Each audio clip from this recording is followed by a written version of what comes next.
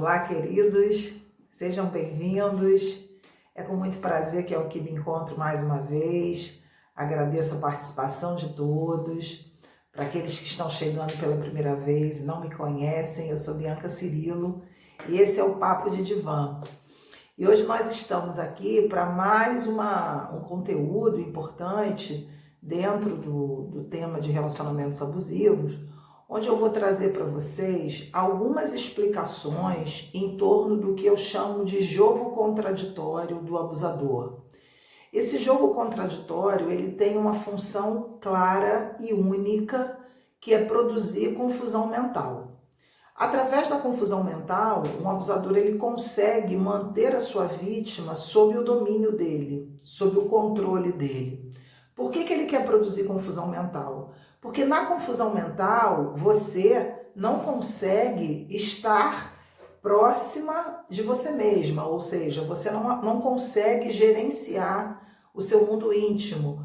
Porque quando você está confuso, confusa, você vai tentar dar conta dessa confusão. E isso afasta você das suas potencialidades, afasta você de objetivos próprios que poderiam te levar a novos lugares melhores do ponto de vista profissional, do ponto de vista emocional, do ponto de vista pessoal, subjetivo. E essa confusão, na realidade, ela vem sendo alimentada por vários aspectos. Ou seja, todo abusador, ele tem um comportamento incoerente. É importante que vocês entendam isso. Lidar com abusadores é lidar com aquilo que não faz sentido e que faz com que essa confusão ela se amplie na medida em que você tenta dar coerência àquilo que não tem coerência, porque ele, dentro da imaturidade dele, dentro da infantilidade dele, ele vai produzir situações que são situações desconfortáveis. Se você tentar colocar numa racionalidade, isso não vai fazer sentido. Por quê? Porque ele está capturado exatamente por uma série de questões, traumas, que hoje nós não vamos falar aqui.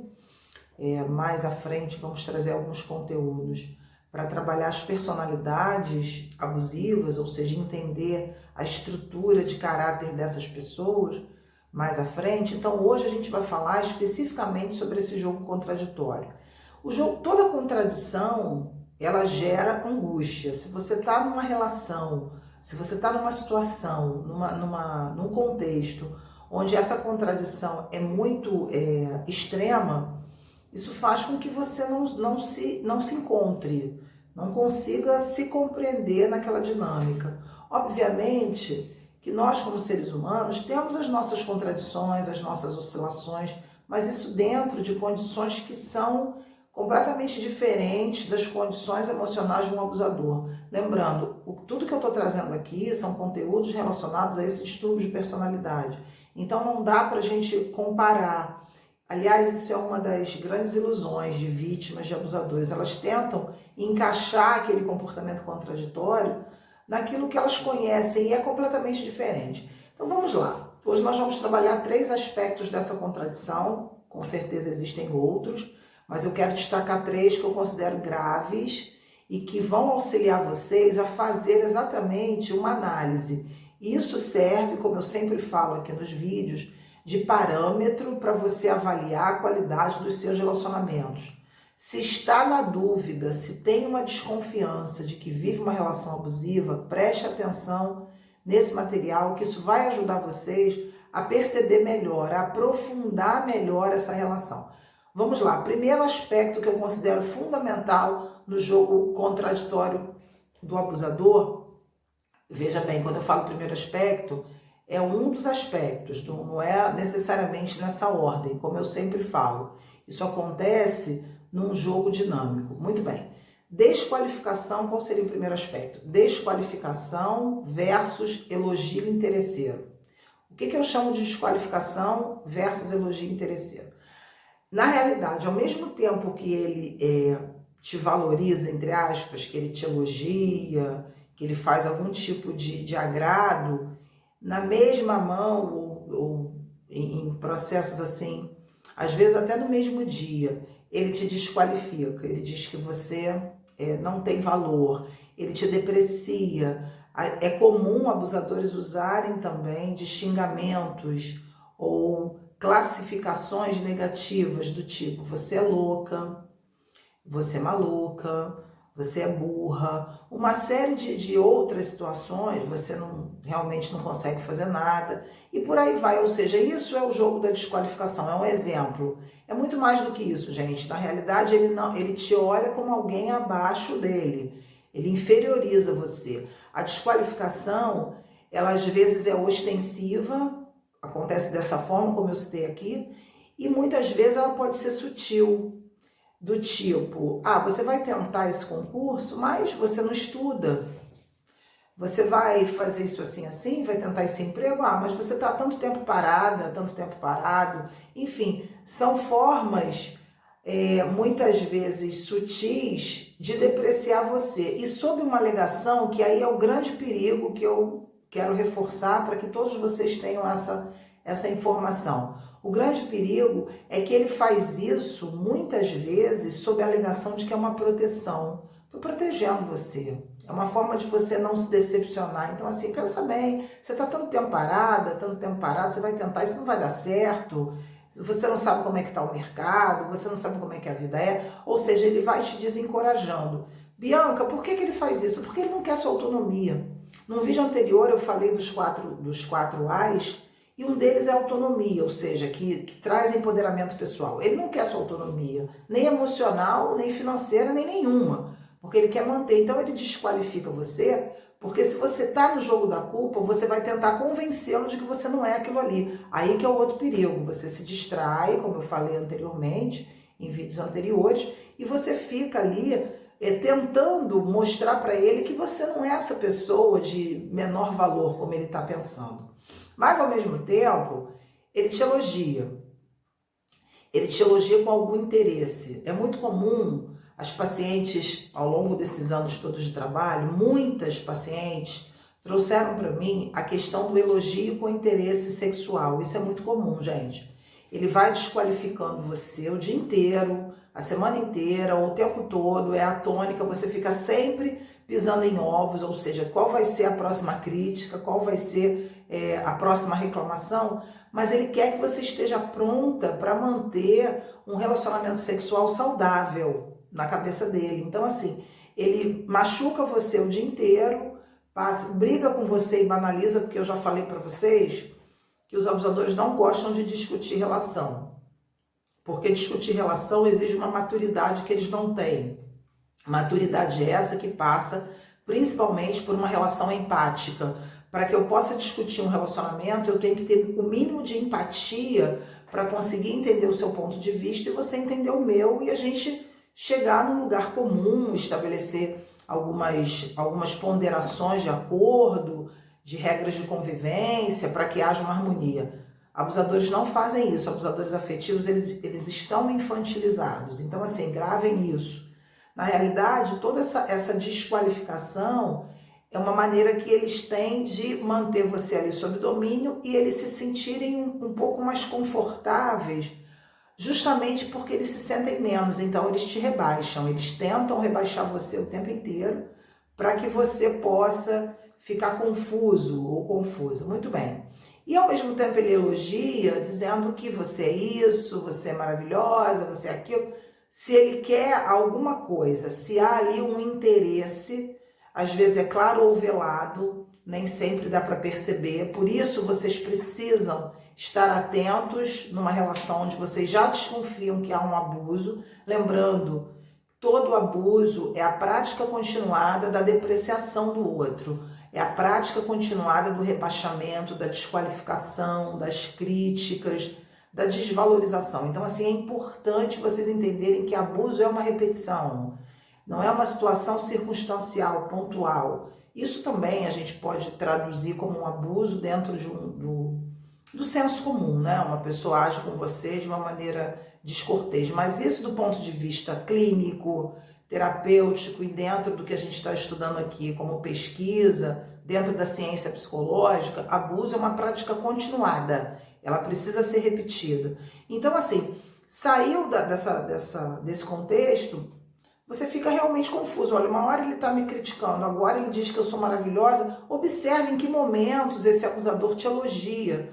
Você vai com certeza chegar a uma conclusão de que esse elogio não é sincero. Esse elogio faz parte de uma dissimulação, faz parte de uma estratégia de controle para que você continue atendendo a necessidade dele. Lembrando, abusadores percebem o outro não como um sujeito, mas sim como um provedor, aquele que deve atender às necessidades emocionais, financeiras, enfim, subjetivas, que ele traz ali como proposta de uma relação tóxica. Muito bem. Segundo aspecto que eu considero fundamental para vocês entenderem o jogo contraditório e começarem a se proteger da ação de abusadores e ficarem mais atentos a essa manipulação. Infantilização versus cobrança de maturidade. O que eu estou chamando de infantilização e cobrança de maturidade? Isso é muito importante, gente, também. A infantilização, ela é uma prática de abusadores que tem a ver exatamente com esse sentido óbvio da palavra. Ele te trata como criança. O que é uma criança? Uma criança ela não tem maturidade para entender várias coisas. Ela precisa se desenvolver, obviamente, para poder atingir alguns níveis de percepção. Então, assim, o que ele vai fazer? Ele vai dizer que você não é capaz. Uma criança de 5 anos não é capaz, obviamente, de ter uma percepção de um adolescente de 15. Ela vai ter a percepção dentro do desenvolvimento dela. Então, o que ele vai dizer? Ah, você não percebe, não sabe nada, você vai fazer isso, mas você não sabe nada, você se comporta, né, o tempo todo como se fosse uma criança mimada. Às vezes ele diz isso, por quê? Quando que ele diz que você se comporta como uma criança mimada? Quando você começa a pleitear algum tipo de direito que você tem, trazendo um questionamento para aquela prática agressiva ou para aquela prática que desvaloriza você. Então, em alguns momentos, você consegue ter lucidez e sair um pouco dessa confusão, sair um pouco dessa dor e olhar, gente, tá demais, tá me desqualificando muito, tá me desvalorizando, tá me criticando muito. Aí você vai solicitar esse tipo de respeito. O que ele diz para você? Ah, isso é bobagem, você tá vendo coisa onde não tem, você gosta de exagerar as coisas. Olha, essa frase é muito comum, prestem atenção. No primeiro momento eu falei, você é louca, isso é muito comum, para ficarem atentos. Se escutar isso, já liga o pisca-alerta e começa a observar, olhar diferente. E essa outra frase, você leva tudo demais a sério,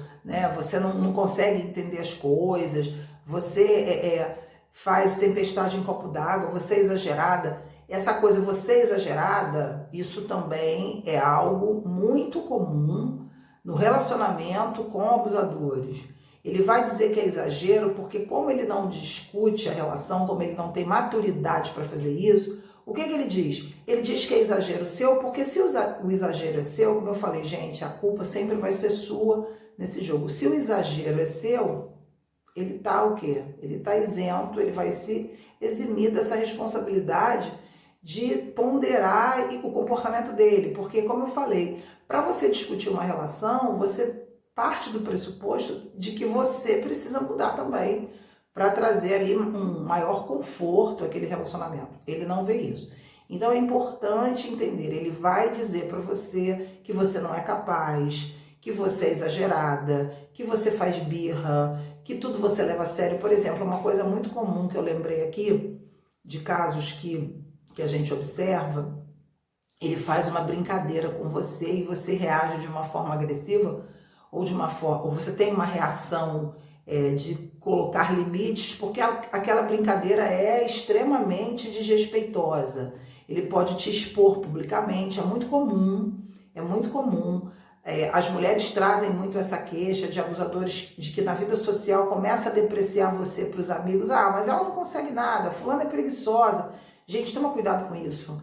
Isso é tão perigoso porque ele te coloca numa situação vexatória, aí você reclama, poxa, você me expôs, não é para falar, ou então fala de alguma coisa da intimidade de vocês, te desmerecendo ou expondo a sua reputação. Aí você vai reclamar, ele diz assim, mas você é exagerada, Que coisa, reclama à toa, o que tem? Eu tô brincando, leva tudo a sério. Isso é muito comum. Aí quando você vai fazer a mesma coisa, se você for testar esse comportamento, eu tô lembrando de alguns pacientes aqui, se você for testar esse comportamento, se você fizer com ele o que ele faz com você, ele reclama, ele briga, ele cria um tumulto, porque ele não suporta, ele faz aquilo, ele não aguenta sofrer o que ele faz o outro sofrer. Isso aí é claro. Isso tudo vai gerando confusão, porque você nunca sabe como ele vai reagir. E as reações e os comportamentos são sempre comportamentos que te colocam, que geram angústia, que você fica perdido ali naquela situação. Então, muito bem. A infantilização versus cobrança de maturidade. O que é a cobrança de maturidade? Ao mesmo tempo que ele te trata como uma criança, não, deixa que eu faço, você não sabe. Lembrei de outros casos aqui, são muitas frases, porque num vídeo não dá para trazer tudo. Ele vai dizendo, não, isso aí você vai se meter nisso, não vai conseguir, deixa que eu resolvo. E às vezes não resolve nada, fica te enrolando lá. E a maturidade, a cobrança de maturidade ao mesmo tempo que ele te trata como uma criança, ele vai dizer assim para você, ué, na maneira de lidar com você, não, você resolve isso. Você vai ter sempre a sensação clara de que você precisa conduzir. Então ele diz assim, ó, isso aqui tá ruim por sua causa.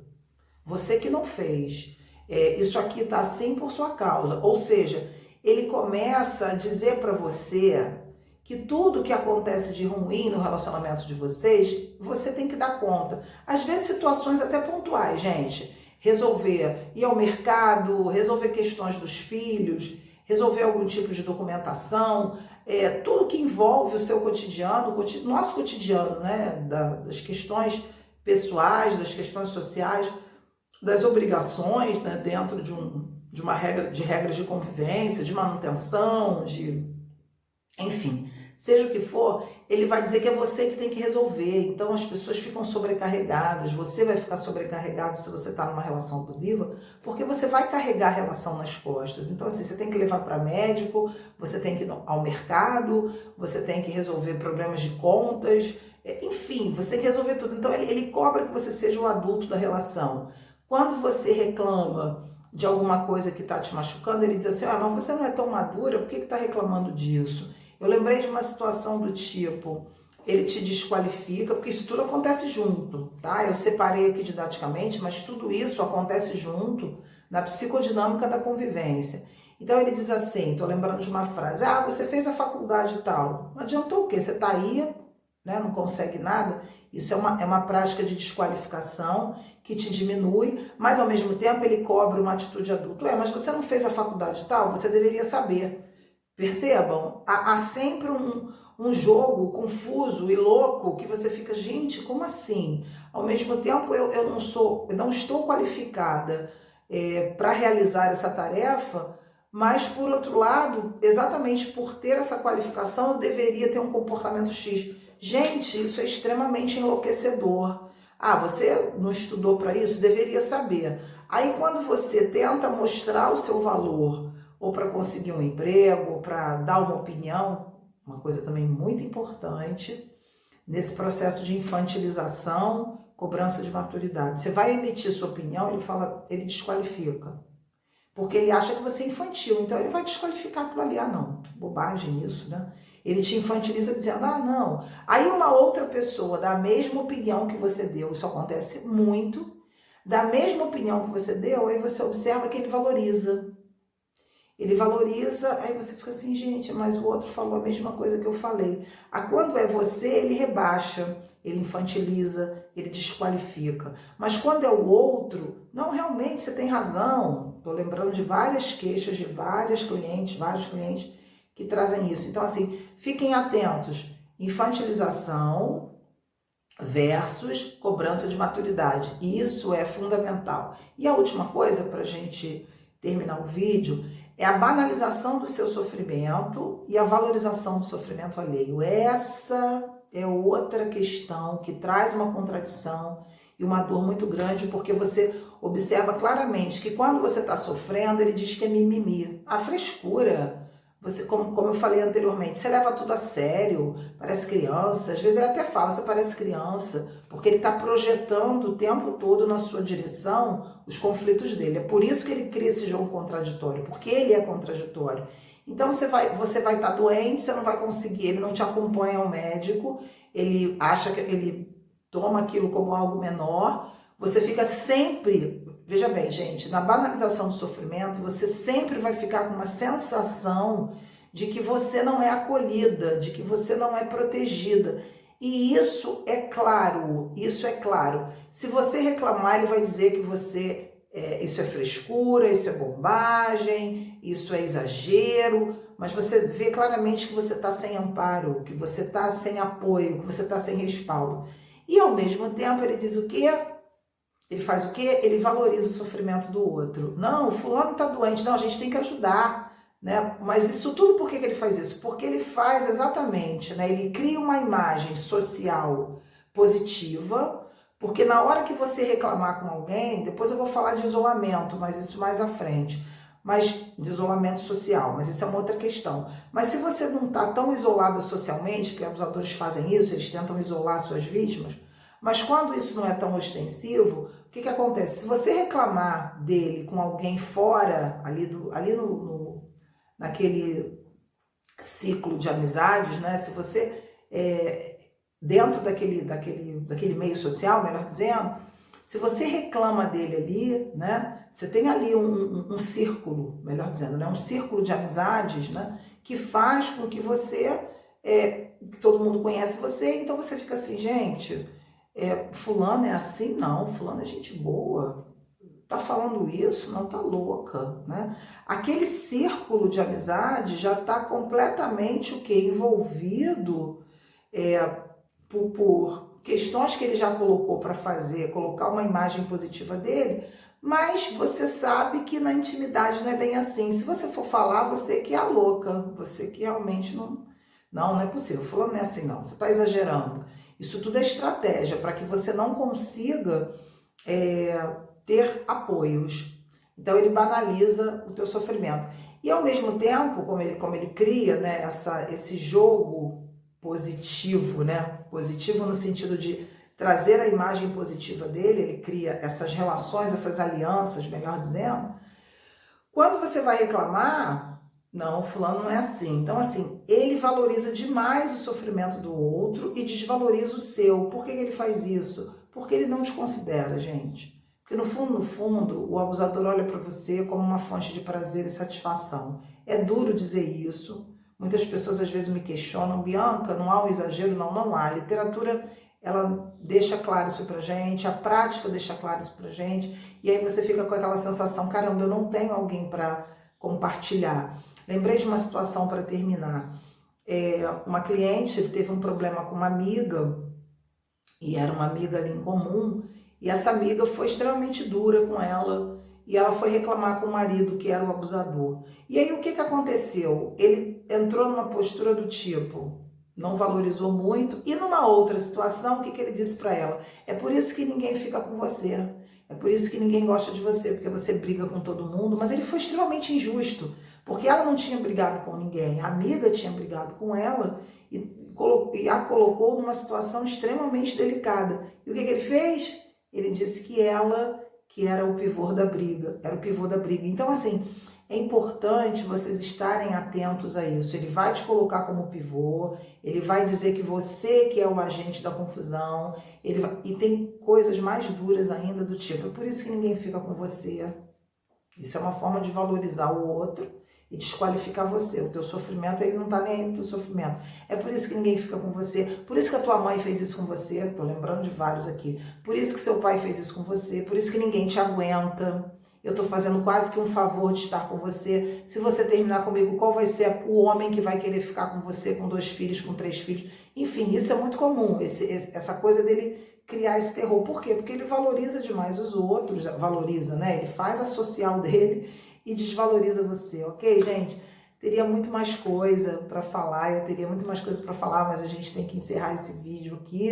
Nos próximos vídeos, com certeza, eu vou trazer mais material para você. Eu espero sinceramente que esse material ajude vocês a terem mais cuidado com a saúde mental, com a saúde mental de vocês, esse autocuidado, cultivar esse respeito próprio. Isso é fundamental, gente.